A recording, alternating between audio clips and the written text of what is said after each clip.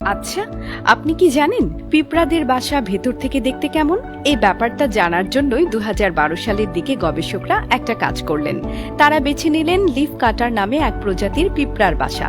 গবেষকরা এই পিঁপড়াদের বাসার গর্তে লিকুইড সিমেন্ট ঢালতে শুরু করেন। মূলত এই সিমেন্ট জমে গেলে বাসার ভেতরে আকৃতিটা ফুলে উঠবে। কিন্তু গবেষকেরা ভাবতেও পারেননি পিঁপড়ার সেই বাসা কতটা বড় ছিল। সিমেন্ট দিয়ে পুরো গর্ত পূরণ করতেই গবেষকদের 3 দিন সময় লেগেছিল। সিমেন্ট লেগেছিল প্রায় 10 টনেরও বেশি।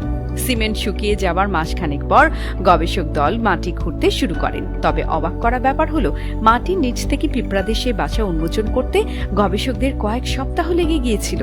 শেষ পর্যন্ত মাটি খুঁড়ে গবেষকরা যা দেখতে পেলেন তা চোখ কপালে তোলার মতো ব্যাপার।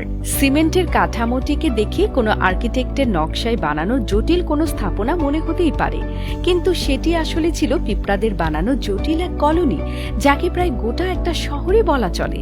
পিঁপড়াদের সে কলোনিতে ছিল সবকিছুই, বড় বড় হাইওয়ে থেকে শুরু করে ছোট ছোট শর্টকাট রাস্তা। সেগুলোর সাথে যুক্ত এক একটা চেম্বার, আবার প্রতিটি চেম্বারও ছিল আলাদা আলাদা কাজের জন্য। এমনকি পিঁপড়াদের সে কলোনিতে ছিল ফাঙ্গাস গার্ডেনও, যেখানে সংগ্রহ করে রাখার যাবতীয় পাতার স্তূপে ফাঙ্গাস জন্ম নেয়।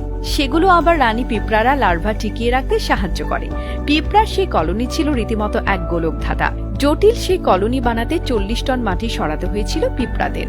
500 বর্গফুট জায়গা জুড়ে 26 ফুট গভীর এই কলোনি। ব্রাজিলের মাটিতে এই কলোনিকে বলা হয় বিশ্বের অন্যতম বড় পিঁপড়া কলোনি, যেখানে একসময় মিলিয়ন মিলিয়ন পিঁপড়া বসবাস করত। কিন্তু কোনো এক কারণে তারা এই কলোনি ত্যাগ করে চলে গিয়েছিল। কারণটা কি ছিল তা অবশ্য নিশ্চিত নন গবেষকরা। তবে চীনের মহাপ্রাচীরের সাথে তুলনা করা হয় ক্ষুদ্র প্রাণী জগতের এই বিশাল কলোনিকে। ডিবি বানানোর কাজে পিঁপড়া বরাবরই ওস্তাদ।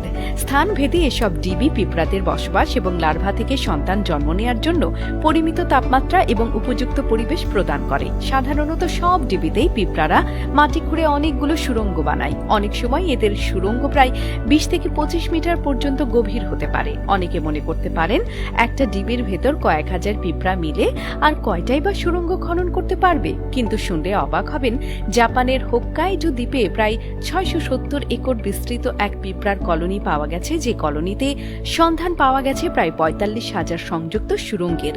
সেখানে 10 লক্ষ রানী পিঁপড়ার অধীনে প্রায় 360 মিলিয়ন শ্রমিক পিঁপড়া কাজ করেছে। এত বড় কলোনি পরিচালনা করতে পিঁপড়াদের মধ্যে একটু নিয়মের হেরফের হয়নি।